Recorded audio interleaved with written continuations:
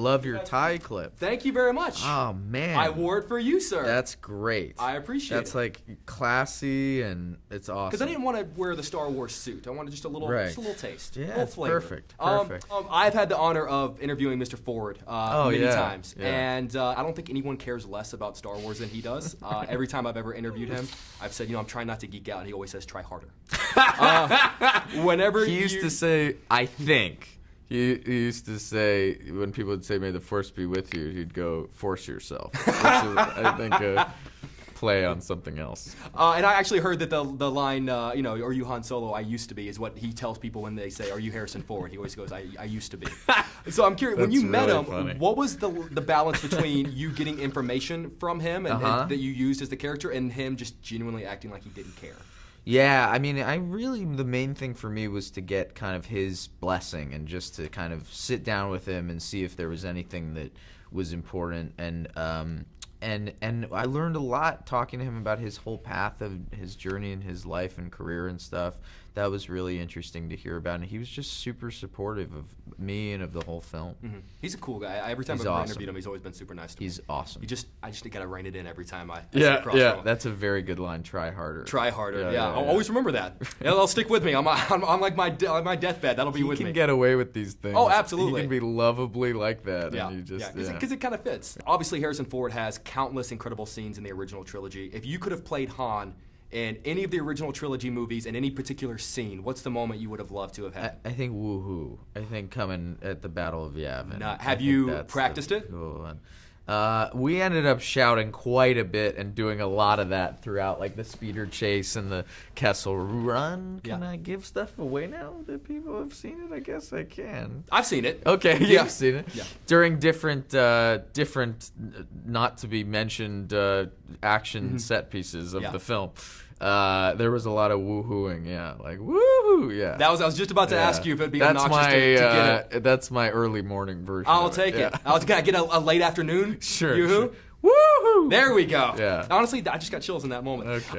So obviously with a character like Han, as soon as we met him, we wanted to know who he was, where he came from, how he met the people that he knows. Yeah. But when you do an origin story, there's a thin line between giving backstory and sometimes over-explaining things. Yes. What are some things about Han that you didn't want to know the answer to? I think the movie very artfully talks about his parents. I think that there's enough.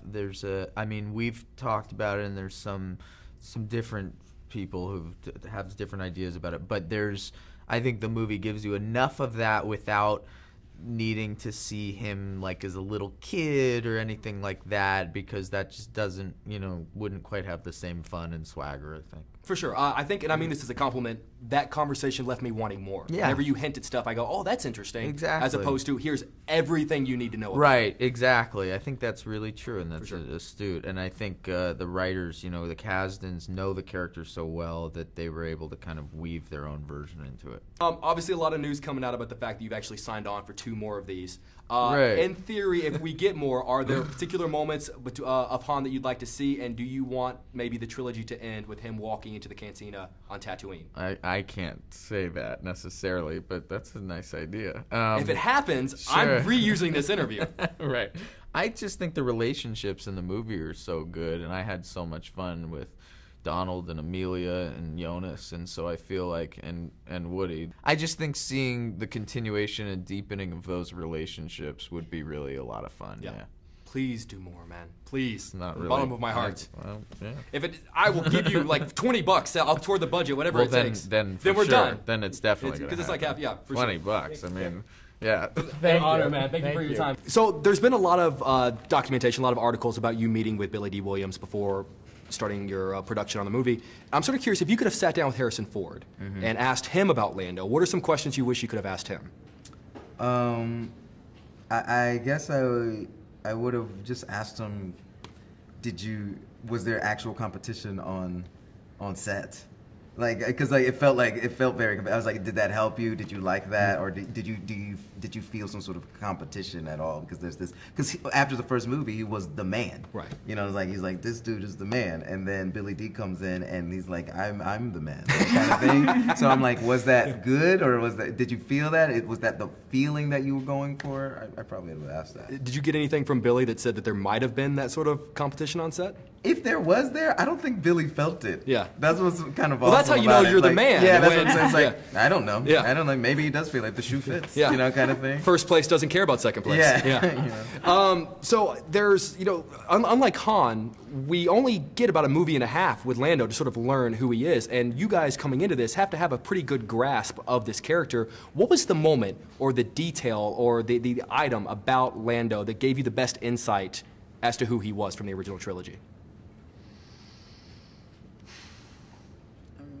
That switcheroo in the second one, I think, is the best. Like, I mean, because he comes in from the very beginning, he does that kind of Willy Wonka thing of like, you've got a lot of nerve, and then he's like, and you're like, oh, this is their relationship, and then he flips it again when he's like, there's nothing I could do. Sorry, I turned you guys into, Darth Vader, and I'm like, yeah, that kind of shows a little bit of like, look, I'm a wheeler and dealer. Like, you know me. I'm very consistent in that. Like, if I can help you, I will. But if I can't, I can't. Like, I gotta live another day too. So I've always wondered who Darth cooked dinner for that day. Because the door is open, and there's a nice spread on the table, and no one ever addresses it. No one ever says this nice dinner that Darth prepared. They just start shooting at him. I've always kind of felt bad about that. Yeah. I would be remiss if I did not talk about one of the greatest music videos I've ever seen in my entire life, which is This Is America.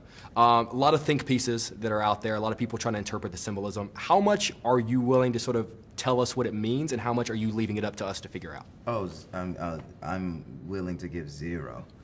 Like, yeah, it's not my place. It really isn't. Like, that's what it's, it's there. I'm glad it's there. I'm glad people are paying attention to it.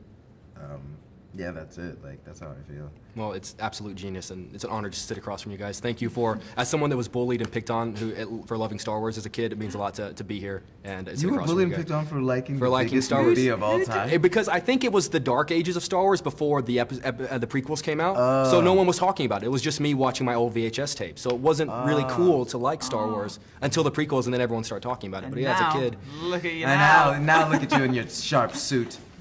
Like I know exactly all those people back at school. Yeah. An honor guy for me. The last time I interviewed you, Chicago, and I just adopted a puppy named Daenerys. Yes, you did. How could I forget? She's doing very well. Oh, she's got the one ear up, one ear down. She's doing very well. So she would make you proud. Wonderful. I have to be honest. As a kid growing up, I grew up on the original trilogy, and I was picked on and bullied and made fun of a lot for liking Star Wars. A couple of decades later, How old are you? I'm 30. So whenever I was how did you grow up on that? I grew up on that. Well, I grew up on like the old dusty VHS copies before Episode 1 came out, and it wasn't cool. I was watching Clueless. Carry on. Clueless is a great film, by the way. It's a little bit more socially acceptable now to like Star Wars. have you seen that where it wasn't cool to like Star Wars and now it is cool to like Star Wars? What happened? Well, I mean, same age, same as you. Yeah. My brother was a huge fan. I watched them because you do what your big brother tells you to do, and then I refound them later on when it was like, oh my God, this is how. I remember calling my agent being like, I've just watched the latest, the episode 7, and this is what movies should be. This must have been how everyone felt when you watched the first ones. Right. And so now it is really, really cool. Whereas before it was a little bit of like the whole sci-fi fantasy genre was a little less cool. Less cool. Yeah. Now it's cool, and we're all cool. I wish I could go back to... Finally. Finally. I wish I could go back to middle school, elementary school me and just sort of be like, it's going to be okay. One day, Paul Bettany will look at me and think that I'm somewhat cool. Yes, I do. No, I knew it. Done. I knew it. Totally do. I knew it. You're super cool. I'll take it. I'll take whatever I can get. Obviously, Star Wars has such a great history of strong female characters dating all the way back to Princess Leia, and it's sort of rippled throughout pop culture. To what degree does Kira and even Daenerys Targaryen owe a debt of gratitude to Carrie Fisher and Princess Leia? Everything. My goodness, everything. Carrie Fisher created a path for us, for my generation, for girls coming behind her, and I'm obsessed with from when Harry met Sally to everything that Carrie Fisher has done, to all of her writing, to the fact that she was hired to write strong women. She changed the game. She's a genius. Yeah. I wish I'd gotten to interview her. I'm bummed that I didn't get the chance to meet her. Between Marvel and Game of Thrones and now Star Wars, you guys are in a lot of work that yields product with your faces on it. And I'm sort of curious, do you guys own any merchandise that has, because I would buy everything. Do you own anything that has you on it? No. No? Would you never? I don't think so. No? I think it would be a little creepy if I did. My mum has cushions. She has cushions with your face on My it? mum's got cushions with my face on it. Yeah, it happened. So Entertainment Weekly do this thing where they put your face on a cushion. I have seen She one of came those. to a press thing and she was like, "I want the cushion." And then she befriended the franchise folks at Star Wars and was like, "I want some cushions." I have so many cushions with Kira on it. That's It's frightening. Are they super Mama, weird. it's out there in frightening. your home? Are they just out there? When I first came back after they arrived, they were like whole on the bed, couch. and I was like, "Get rid of them! It's so frightening." You I can want a get whole it now. couch with my face on You it. have Avengers and everything. You just need to. I mean, I have hidden the cushions. I don't know where they are. I've been stupid. I've been childish. It's not too late. You can still have Okay, it. I can turn around. You can can borrow still my have Vision it. bedspread if you so choose. Now I'm really creeped out. And I'm no longer cool. And we went back down. You go to bed with me at night. Boom. Oh, this interview went off the rails. You're Original. a geek. Very much You're so. like a mega geek that had discovered the old Star Wars movies because you were really my young dad. through your dad, and you just ate them up. Oh, you're cool. You're super. It took 30 years, It but shifted You in are 30. super cool. If- No, if no, you- no, no, no, no. You're cool. if you guys say so, I must be doing something You're right. cool. Since 1977, there have been an entire team of people that have helped us have Star Wars, from Lucas to John Williams' music to Yes. Kathy Kennedy bringing it back, the original cast and Absolutely. crew. If there were a Mount Rushmore of Star Wars and 4 people's faces were going to be on it, who are the 4 people that would be on the Mount Rushmore of Star Wars? Well, you'd have to put Harrison up there. Definitely. So that's one. And Chewie's there. Yeah, Chewie, obviously. Okay, so that's 2. So that's Harrison Ford, Chewie. I haven't seen all of them. So have you seen all of You them? put Darth Vader on there? Oh. You got to put Lucas on there. You got to put Lucas on there. Okay, so that's it. That's 4. Really? go. George guess Lucas that'll do it. he's a nice man. He wouldn't mind if other people If other go people, on yeah. instead of him. That's it should fair. be. It'd be nice Darth if Vader's gotta be there. There Yeah. was some feminine influence on the Carrie Fisher. on the Mount Rushmore. Yeah, No. yeah, maybe Carrie Fisher. Yeah, okay. I saw a lot of gals last night who had the Carrie Fisher. Oh, really? Yeah. Did you see That's that? so sweet. Yeah, a bunch of them had That's that hair so cute. done up. It's a great do. Yeah, oh, it is. It still a great plays. do. From the bottom of my heart, it means the world You to me to love be it. here. I love it. that. So It's thank so you guys very nice. much. You It means the really world to me. love it. Thank you Very very sweet. much. Pleasure. Thank you. Pleasure. Nice to see you. Yeah, nice to see you. Bye, He guys. really loves it, babe. So you're in a unique position to have worked with both Harrison's Han Solo and Alden's Han Solo. What was the biggest similarity and the biggest difference between those two? Biggest similarity, I think, was the gravitas that the both of them brought into the role. Like Alden was so, he made, because it's a story about a Han who was younger and he had different goals in his portrayal. I think the script called for different things, but they each in their own the thing that they were trying to achieve. Alden a more younger Han Solo. They both achieved that in a way that just commanded respect from us, because it's those were some big shoes to fill, and I think he did an incredible job. I agree. And biggest difference, well, I think Alden has a little bit more love for the subject because he grew up with Harrison's work, Yes. like we all did, and Harrison doesn't maybe. I've interviewed Mr. Ford many times, and no one cares less about Star Wars than he does. Exactly, and that's why we love him. But I think I maintain that I think deep inside he might care a little bit. I hope so. He's a really funny guy. Now, I read that they actually wrote lines for Chewbacca for Alden and the other actors to be able to sort of react to. Even though we don't know necessarily what you're saying, there are lines so that Alden can sort of know how to react. If that's true, what's the best line that you have in the movie that we're unaware that you even have it? Oh, really? I think it's I think it's the line, "Oh, so touchy." he says to Han. And what would that sound like in, is it Kashyyyk? Shiriwook. Kashyyyk is the planet, and it would sound like. That's exactly. I hear it. I hear that. I hear that. And finally, I've had the pleasure of meeting the great Peter Mayhew, and just very charming guy. Loves his fans. The best piece of advice that he gave you coming into this years ago. I think it was to embrace the chest. It was to walk with a proud chest, because Chewbacca never slouches. Yeah, he has great. He's always has a great posture. Oh, I could never beat Chewbacca. Yeah, and you almost remind me of like old school Batman, where he couldn't turn his head because you almost have to like turn your entire. Exactly. Right. And that was also one of the things, like the feeling of weight, that Chewbacca is a heavy creature. Yeah.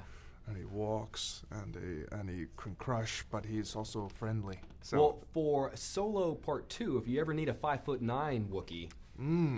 This guy. Exactly. Obviously, Mr. Howard, you knew George Lucas long before he took us to a galaxy far, far away. Can you remember, or can you tell me about the time that he first mentioned some of these characters and this idea of Star Wars that he was coming up with? Well, George cast me and directed me in American Graffiti. But he's very quiet, still to this day, very quiet. And so he didn't volunteer or anything about Star Wars. And when I asked him about it, I said, "Do you think you know what you're going to do next?"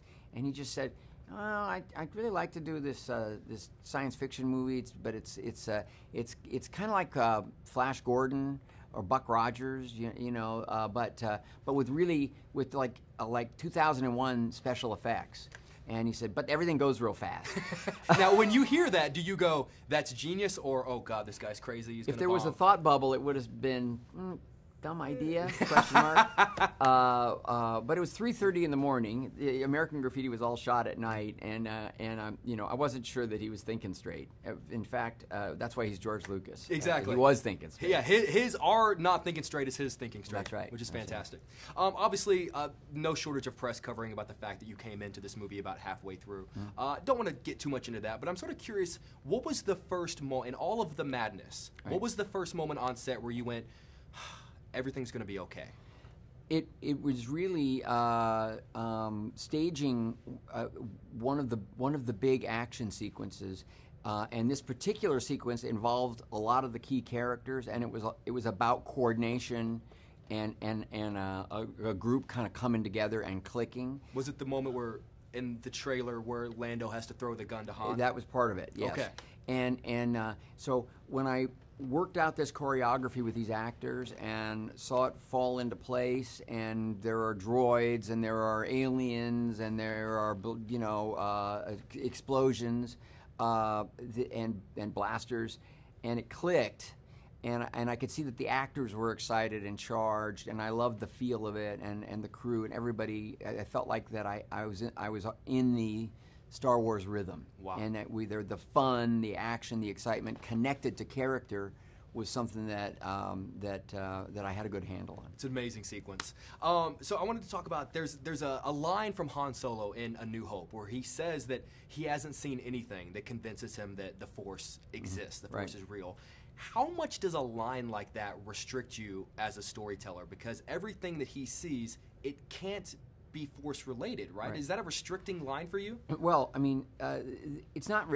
It's a restriction, but it's also a storytelling virtue, and this is the thing that that Larry Kasdan and also his son John really understood. Larry Kasdan, this is the fourth of the Star Wars movies that he's written on. Of course, he also wrote Raiders of the Lost Ark, and is a world-class director. Big Chill, Body Heat, Silverado. And so he understood all of that because he was there, and knew how to use that. That's why he believed in this story, and he's been wanting to write this for years. Before Disney acquired Lucasfilm and sort of decided let's make more of these films and experiment. Because George wanted to do it too, right? George wanted to do it, and this is the character that they focused on and really believed they could do the most with creatively, and so it's all about creating events and relationships.